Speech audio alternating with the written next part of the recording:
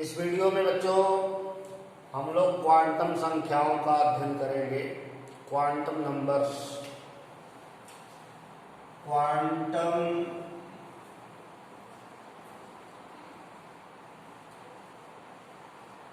Numbers, quantum संख्याएं।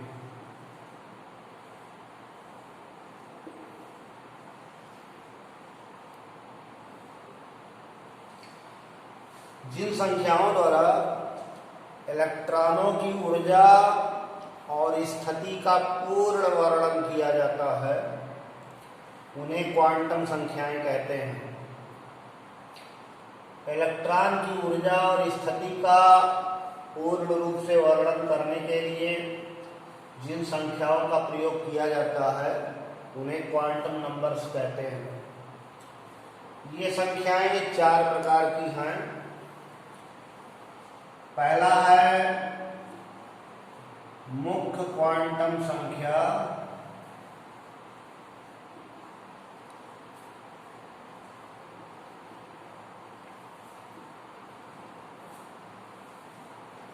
Principal quantum number.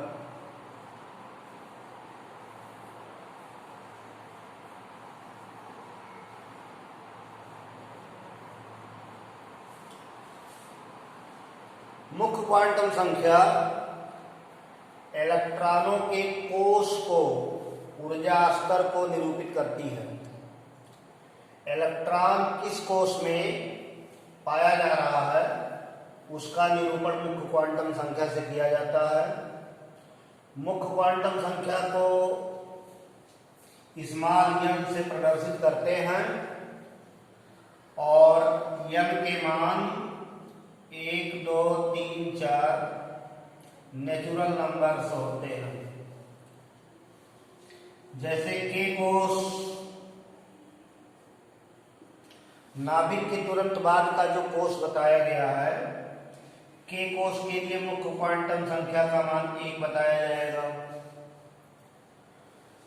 यल कोष, यल cell के लिए मुख्य क्वांटम संख्या का मान 2 रहेगा। यम कोष, तीसरे कोष के लिए मुख्य क्वांटम संख्या का मान 3 रहेगा। यम कोष, यम कोष के लिए मुख्य क्वांटम संख्या का मान 4 रहेगा।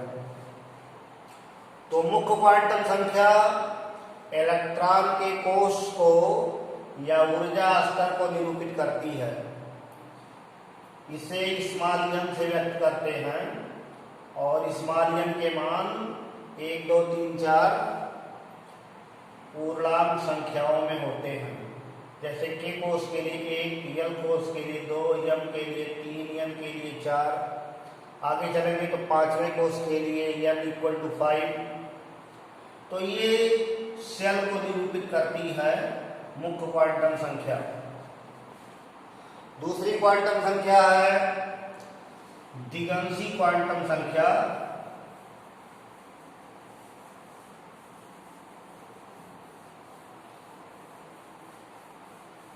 द्विअंशी या एजीमुथल क्वांटम नंबर। द्विअंशी क्वांटम संख्या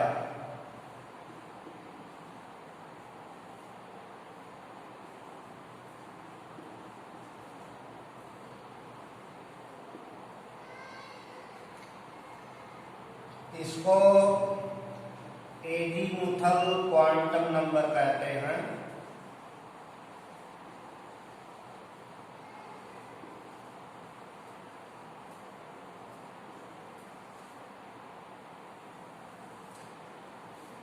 द्विअंशी क्वांटम संख्या उपकोष, सबसेल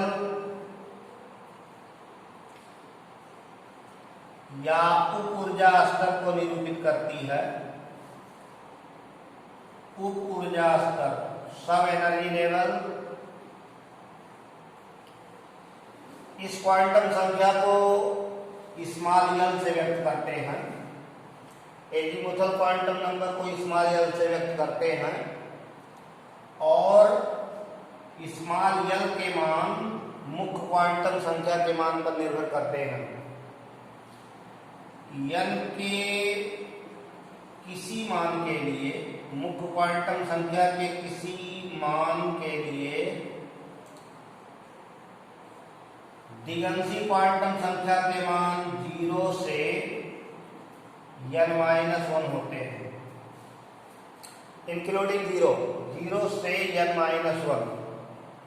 ये दिगंशी क्वांटम संख्या का मान है, एजीमुथल क्वांटम नंबर का मान है।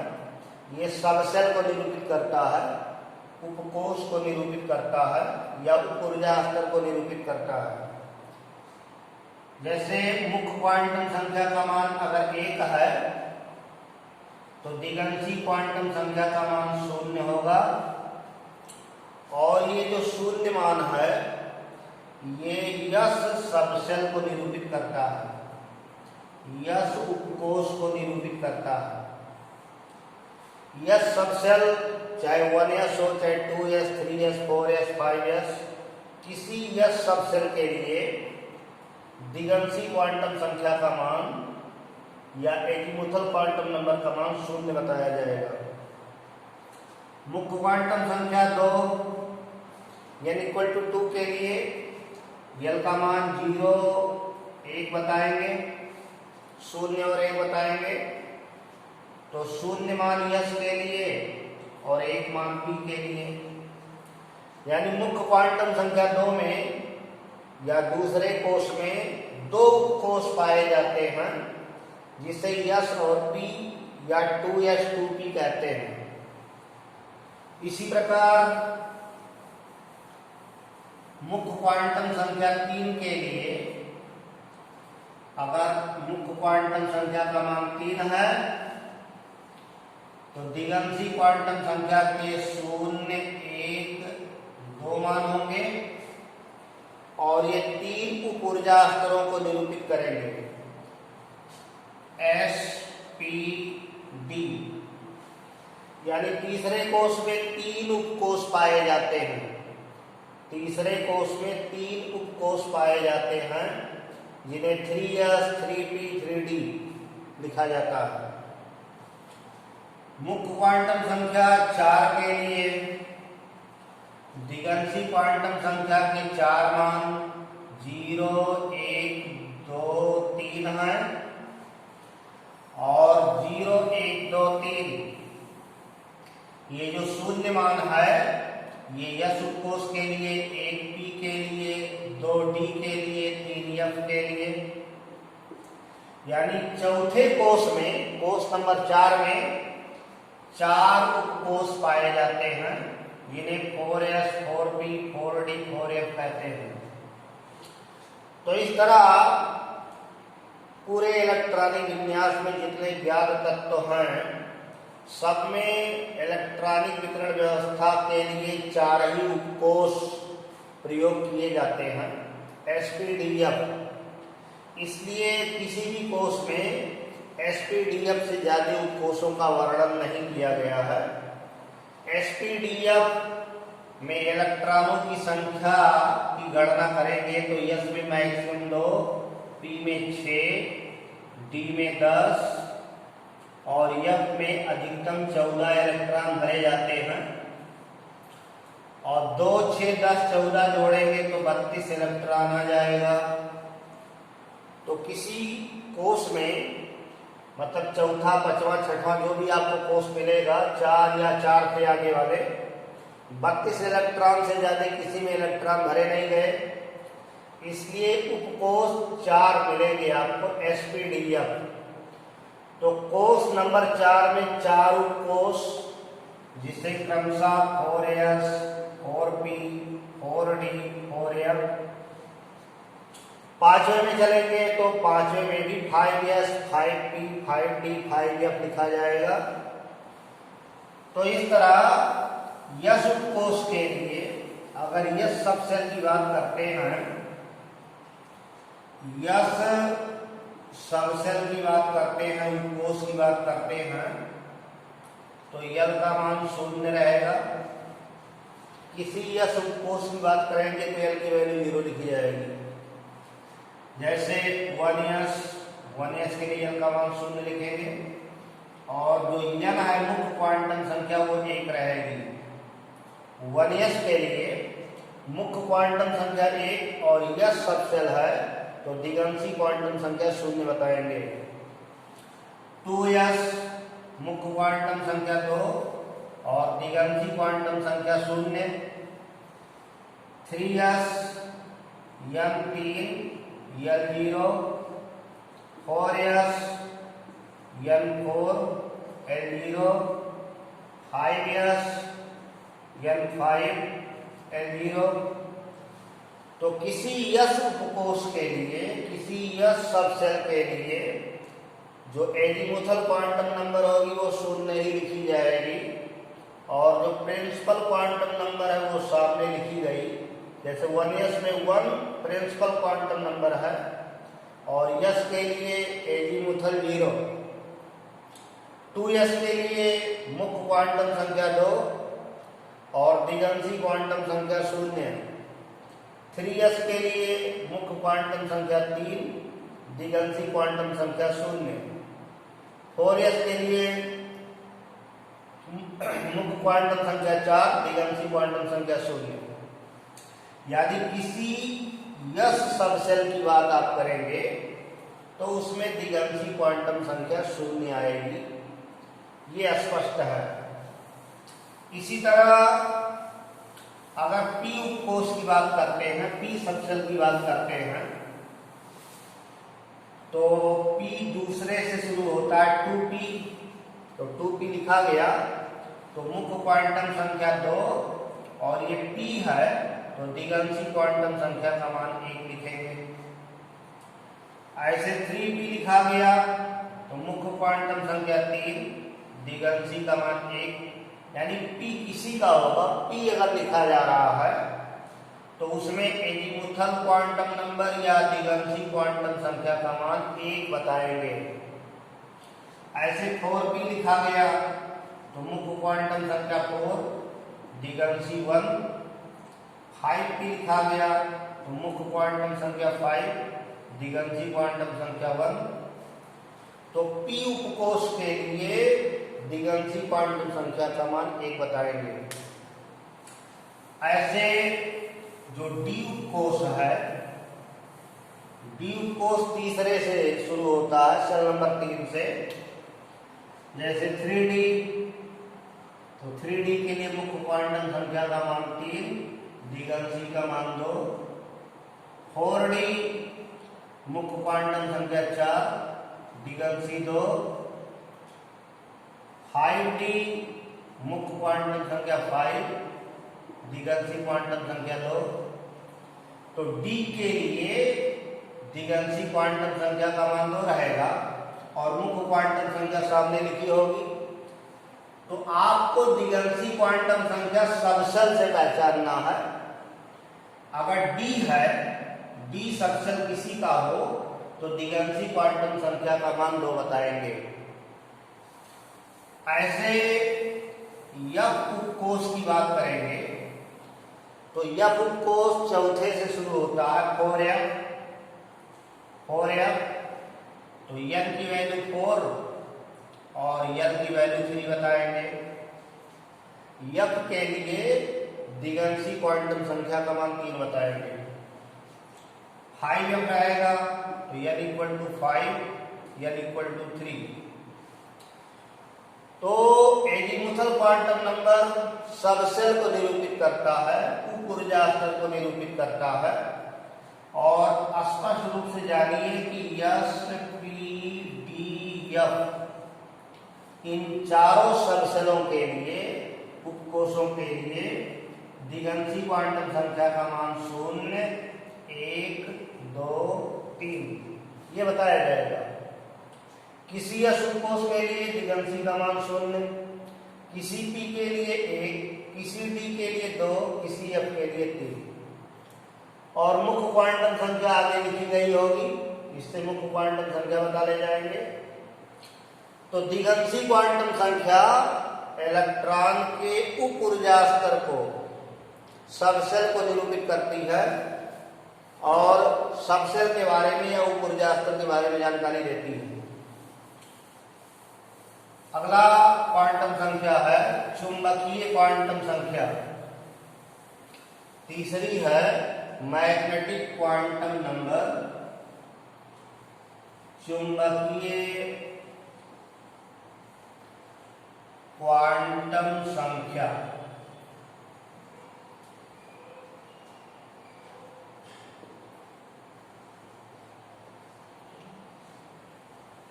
मैग्नेटिक क्वांटम नंबर,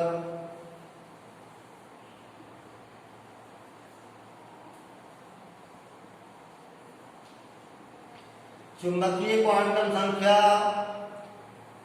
ये ओरिएंटेशन को व्यक्त करती है, दिशा विन्यास को व्यक्त करती है कि कोई जो ऑर्बिटल है, कक्षक है, उसका ओरिएंटेशन क्या है, किस एक्सिस के थ्रू, किस अक्ष के सापेक्ष ओरिएंटेड है, ये बताता है। तो वह क्वांटम संख्या जो कक्षकों के दिशा विन्यास को निरूपित करती है उसे चुंबकीय क्वांटम संख्या कहते हैं। चुंबकीय क्वांटम संख्या को स्मॉल m से व्यक्त करते हैं और स्मॉल m के मान द्विगंशी क्वांटम संख्या पर जाते हैं। m के मान -l से +l या +l से -l होते हैं और कुल मान 2l+1 होते हैं। तो एक तरह से ये ऑर्बिटलों या कक्षकों की संख्या को व्यक्त करता है। आधुनिक परमाणु मॉडल में कक्षक या ऑर्बिटल संकल्पना दी गई है। नाभिक के चारों ओर का त्रिविमीय क्षेत्र जिसमें इलेक्ट्रॉनों के पाए जाने की संभावना सर्वाधिक होती है उसे ऑर्बिटल कहते हैं। 3-dimensional space around a nucleus where the probability of finding electron is maximum is called an orbital। तो चुंबकीय क्वांटम संख्या कक्षकों को निरूपित करती है, कक्षकों की संख्या को प्रदर्शित करती है। जैसे अगर द्विगंशी क्वांटम संख्या का मान 0 है, L द्विगंशी क्वांटम संख्या का मान 0 है, तो चुंबकीय क्वांटम संख्या का मान भी 0 होगा। अभी आपको बताया कि द्विगंशी की वैल्यू 0 है तो यस उपकोष को निरूपित करेगा।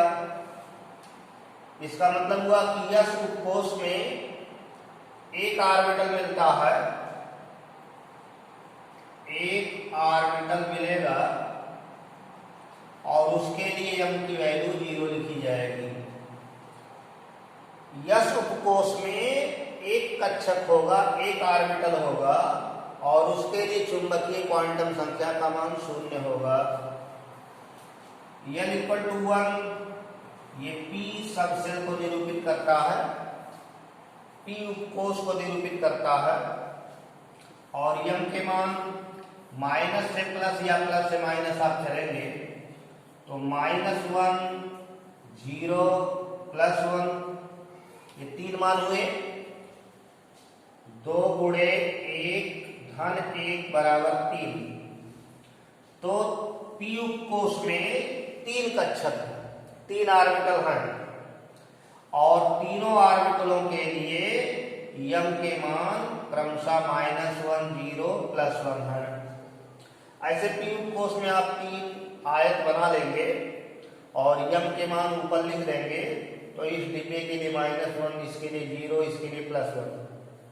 यानी p उपकोष में कुल 3 ऑर्बिटल हैं जिसके लिए मैग्नेटिक क्वांटम नंबर की वैल्यू -1 0 +1 है। ऐसे n = 2 d उपकोष को व्यक्त करता है, d सबसेल को निरूपित करता है। m की वैल्यू चलेंगे -2 से चलना है, -2 -1 0 +1 +2 कुल 5 मान हैं। तो 5 मान का मतलब d उपकोष में 5 ऑर्बिटल या 5 कक्षक हैं और पांचों कक्षकों के लिए m के मान क्रमशः -2 -1 0 +1 +2। तो डी उपकोष में 5 कक्षक पाए जाते हैं, 5 ऑर्बिटल पाए जाते हैं। Fn इक्वल टू 3 ये यफ उपकोष को व्यक्त करेगा, यफ सबसेल को निरूपित करेगा और इसके लिए चुंबकीय क्वांटम संख्या का मान -3 से +3 चलना है। तो -3 -2 -1 0 +1 +2 +3 कुल 7 मान हैं, 7 वैल्यूज। तो यह उपकोष में कुल 7 ऑर्बिटल पाए जाते हैं, 7 ऑर्बिटल्स मिलेंगे, 7 कक्षक हैं, 2 गुणे 3 धन 1 बराबर 7। तो स्पष्ट है कि एसपीडीएफ ये 4 प्रकार के जो सबसेल हैं, उपकोष हैं, उनमें क्रमशः जो कक्षक मिलेंगे, ऑर्बिटल मिलेंगे, वो 1 3 5 7 है। एस उपकोष में 1 ऑर्बिटल, पी उपकोष में 3 ऑर्बिटल, डी उपकोष में 5 ऑर्बिटल और एफ उपकोष में 7 ऑर्बिटल। एस उपकोष के लिए जो 1 ऑर्बिटल मिला उसके लिए चुंबकीय क्वांटम संख्या का मान 0।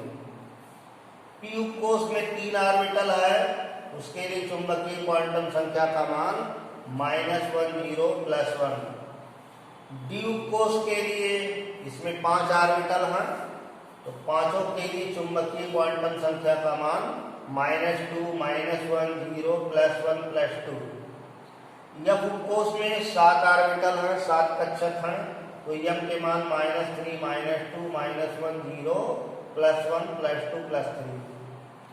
तो एसपीडी और यफ उपकोष में कक्षकों की संख्या या ऑर्बिटलों की संख्या 1 3 5 और 7 है। एक ऑर्बिटल में 2 इलेक्ट्रॉन अपोजिट स्पिन के भरे जाते हैं, तो यस में 1 ऑर्बिटल तो 2 इलेक्ट्रॉन, पी में 3 ऑर्बिटल तो 6 इलेक्ट्रॉन, डी में 5 ऑर्बिटल तो 10 इलेक्ट्रॉन और एफ में 7 ऑर्बिटल तो अधिकतम 14 इलेक्ट्रॉन भरे जा सकते हैं। तो बच्चों, इस वीडियो में हम लोगों ने चुंबकीय क्वांटम संख्या तक का अध्ययन किया है। शेष अगले वीडियो में अध्ययन करेंगे। धन्यवाद।